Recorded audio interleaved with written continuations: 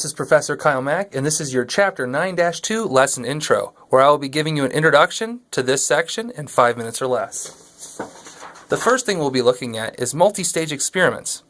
Any event where there are multiple steps to the probability problem is a multi-stage experiment. An example would be like tossing a coin 3 times in a row and wondering what's the likelihood of a particular outcome, such as heads, heads, heads. Well, that's where we learn about the multiplication property. The probability of an event at the end of a path is equal to the probabilities along the path multiplied together. In layman's terms, that means if you wanted to figure out what the probability of heads times heads times heads is, you just have to take the probabilities of each individual event and multiply them together. So it would be 1/2 times 1/2 times 1/2, which means that the probability of 3 heads in a row is 1 out of 8. Now, we can actually visualize these different multi-stage experiments and their probabilities and all the different outcomes that are possible by creating tree diagrams. They're called tree diagrams because if you put them like this, it almost kind of looks like a tree branching out. So, this is the exact experiment I was talking about beforehand. Here's your heads and your tails on the first toss. Now, if I got a heads, what's the probability if I got a heads again? Well, it's 1 out of the 4 different chances on the second stage. If I did it 3 times, here's all the other outcomes.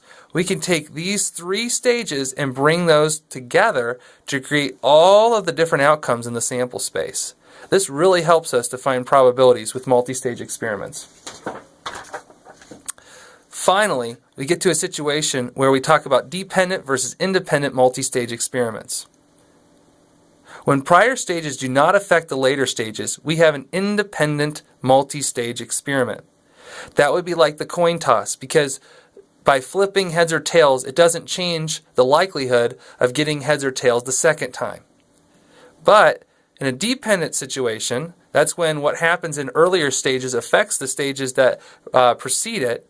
That would be like this problem right here, where if I have all these letters in probability, and I ask, I wonder what it would be, what are the chances of pulling out baby exactly in that order? So pulling a B, then an A, then a B, then a Y, and never actually replacing those to begin with. So if I pull out the B, it's gone. And so therefore I no longer have one of those B's left in there. So as you can see, what I would do is I'd ask, well, B, there are 2 B's out of the 11 different letters in there, so I have 2 out of 11 for the first stage. For the second stage, I want to get an A. So I go back in here. Now there are only 10 because I didn't replace the B that I pulled out earlier. And so now there's only 1 A out of 10 possible letters. And so that's 1/10.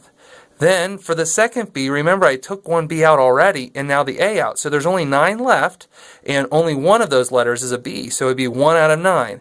Finally, for the Y, or the fourth stage in this experiment, I would have 1 Y out of the 8 letters that was remaining, and so therefore it would be 1/8. And remember, because we know that property, that is the multiplication property for probabilities of multi-stages, then I can multiply all those probabilities together that are along that path, and I'll get 2 out of 7,920, which I could then simplify down. That is your Chapter 2-9 Lesson Intro.